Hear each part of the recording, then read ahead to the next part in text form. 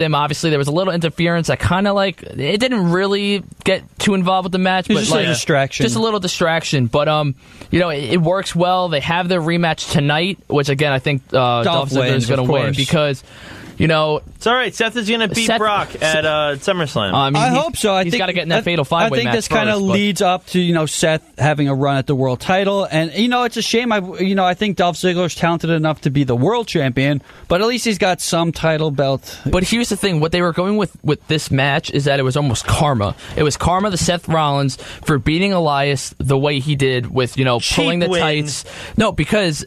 The reason why it's karma is because that's how Ziggler beat Rollins. Right, it's a cheap win. And he got beat with a cheap win. And what I love to hear is the promo afterwards. It was with Renee Young with Seth Rollins about how this was like the hardest loss in his whole career. Like that's crap. No, all right, thank you. I know, but just the promo is what matters in terms of this is just an Intercontinental title, and obviously we know this is the main. Championship on the show, so it's just nice to see how much people are caring just about this belt because again they're making it matter. They can't think about any other belt because it's not there for them. Yeah. So it's just what I like to see. But I guess we'll just move on with Raw. We got Bobby Roode versus Kurt Hawkins. Obviously, this is nothing. This is just a waste Bobby of Roode talents gets a right here. Stupid win, and the best part of this match was beforehand. Roode was kind of exhibiting a couple heel-ish tendencies, being all I'm too glorious for this and whatever. I think they need to just stop. Just turn. As much as I love Bobby Roode, he'll never be world champion material in the WWE, which is a shame because he was a great TNA champion. No, he's just a little too old. He absolutely could be. He could be, just because not as. If you go back and watch his NXT work when he was a heel, he was the NXT champion. No, he was great. He was awesome. So I think it's definitely possible for him to get back up there again, but they need to turn him heel fast, and they need to They need to get him over again because, when I think about this with Bobby Roode, it's just another waste of talent that's been called up.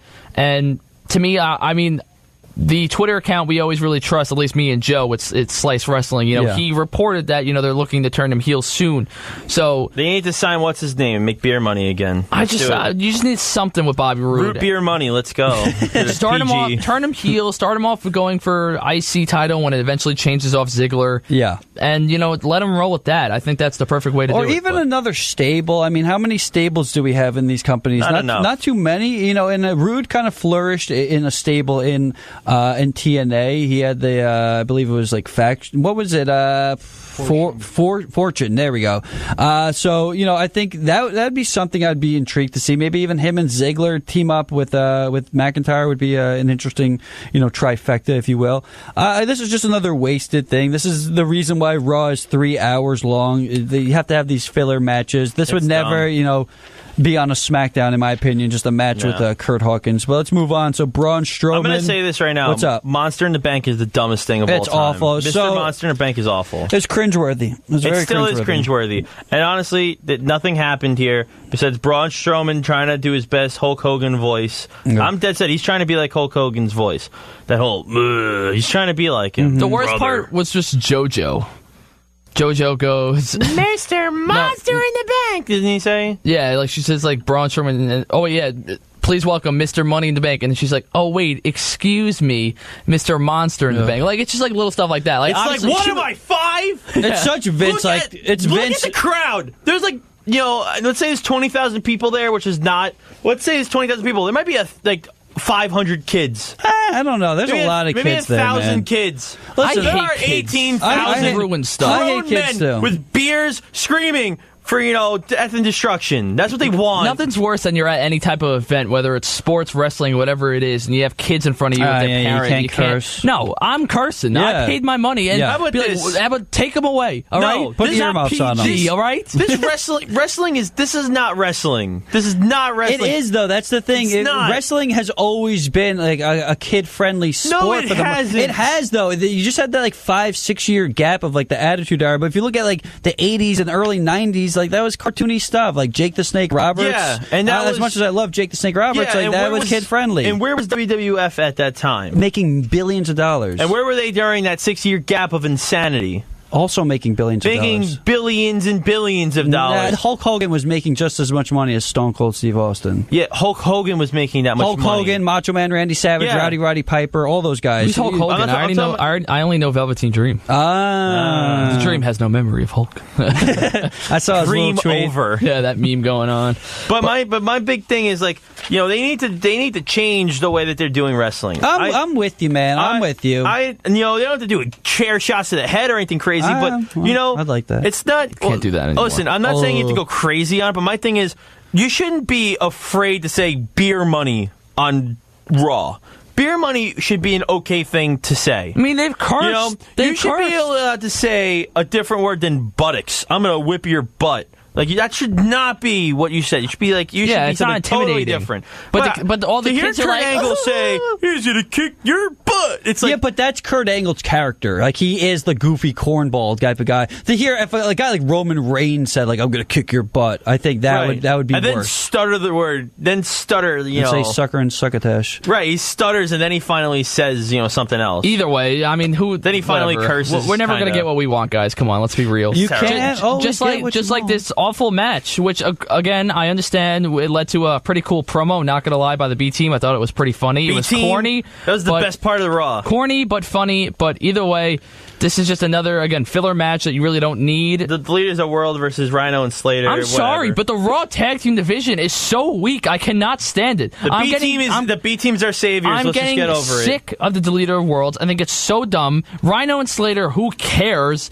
Anybody else? AOP, they have nothing for. Absolutely nothing Where are for. they? Who exactly? Well, apparently they had a big passport issue or something like that they were trying to that's their resolve. problem. How do you do that? How do you do that? Also, I found something out that apparently Paul Ellering was approached when they told him, hey, AOP is going on the road. You're not going with them.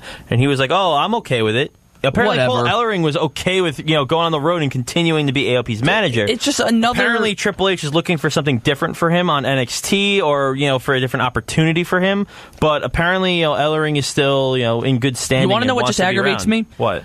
They obviously did not have a plan for AOP, right? No, obviously not. Impulse. So why wouldn't they just keep him in NXT for another month? Because NXT, they got to develop new stars. Listen to me. Exactly. That's what I'm talking about. Have them feud with the War Raiders, and then have the War Raiders win, get them a very, very good win, and then that's their dominance on NXT now. And then you call up AOP. I don't understand. But the thing about I think that would have been a perfect opportunity. The thing for AOP, though, is that they did job out. They jobbed out to the Undisputed Era. They put the Undisputed Era as over as the Undisputed Era could be. You know this, that they would be doing 10 times better work right now if they had that feud. Absolutely. Well, it would be over with now. But yes, but I think it'd be awesome to see four gigantic human beings killing each other. It'd be amazing to watch.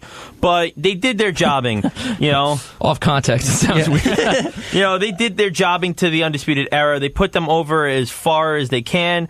And that was it. That's all Triple H needed from them. Hey, you guys, you did what you had to do. You got the new guys on the street over. Now, you Insanity, we don't want to job you up, because if you keep jobbing them out, then you turn into Cassius Ohno, who's still there. Yeah, I understand, but I feel like one extra month in NXT would have been fine just to get the War Raiders over and end it. How about this? Look at Lars Sullivan. Lars Sullivan right now. Well, Sullivan he just jobbed out to Aleister Black. He should not have another match until he gets called up.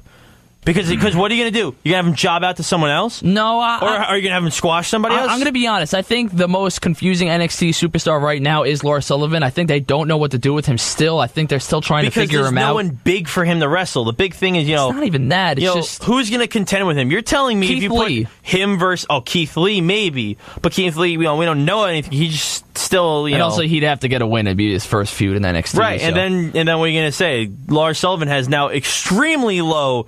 morale moving forward, because you lost to Aleister Black. I feel like they gotta not even in the main event. You weren't even good enough for the main event. And you had the NXT title. Obviously, Gargano Ciampa will always beat it. But the whole point just is, like Brooklyn too. Right. But my whole thing is that Lars Sullivan at that point, he is moving down the card slowly and steadily. He's not either opening the show or closing the show. Now he's in the mid card. Yeah.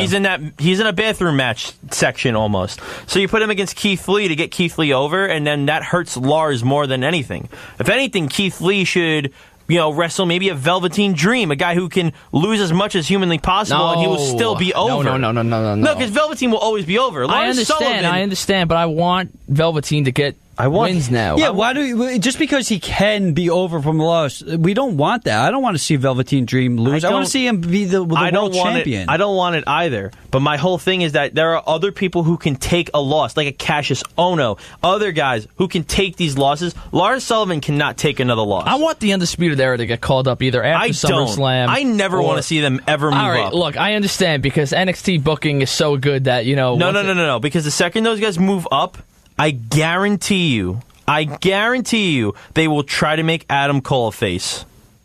They will try to make Adam Cole a face because he's so over with the Adam Cole baby, and it's going to be so stupid because this guy's going to get called up, and he's going to do it, and he's going to be a good guy.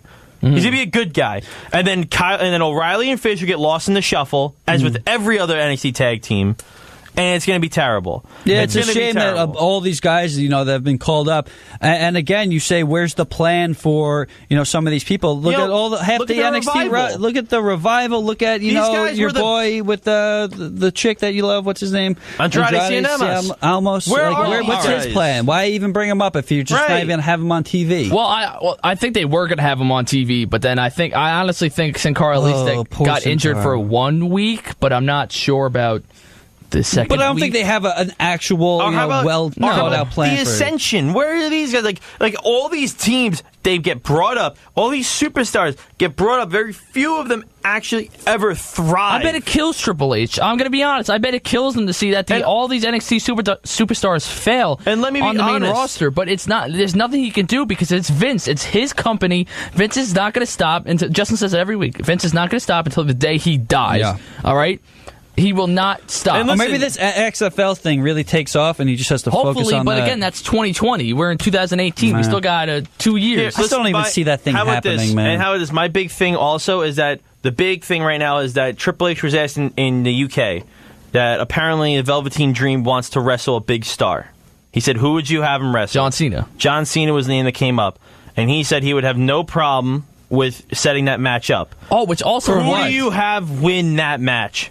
It would have to be Velveteen. It is. I'm sorry. It has to be Velveteen. I don't care where it is. It could be NXT TakeOver. It could be WrestleMania.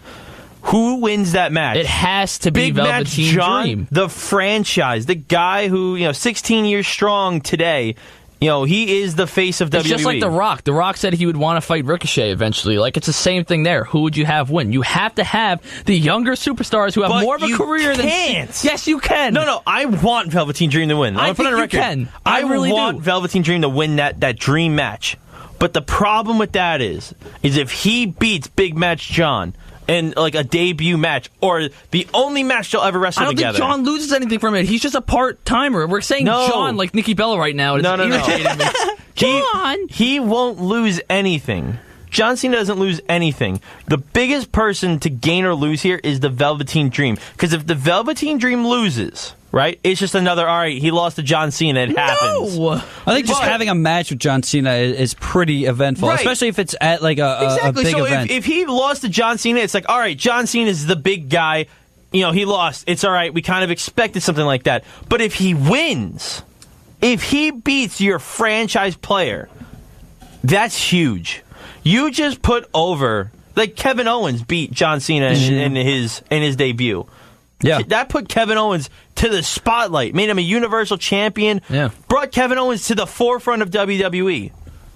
Yeah, and you see some of the people that have lost to Cena, and it just kind of derails their career, whether it's a Rusev at WrestleMania or a Wyatt at WrestleMania. So it's like this is a hit or miss. So honestly, we don't even know if this is happening. No, it's definitely not going to happen. Let's move on to stuff that happens. You can't see that happening. It shows how bad Raw is that we just totally went off topic about NXT Dream matches. Yeah, the rest of this is kind of stupid. By the way, you're listening to The Voice, and that's Talking College, 90.3 WHPC. This is The Squared Circle. We're talking professional wrestling for another 15 minutes.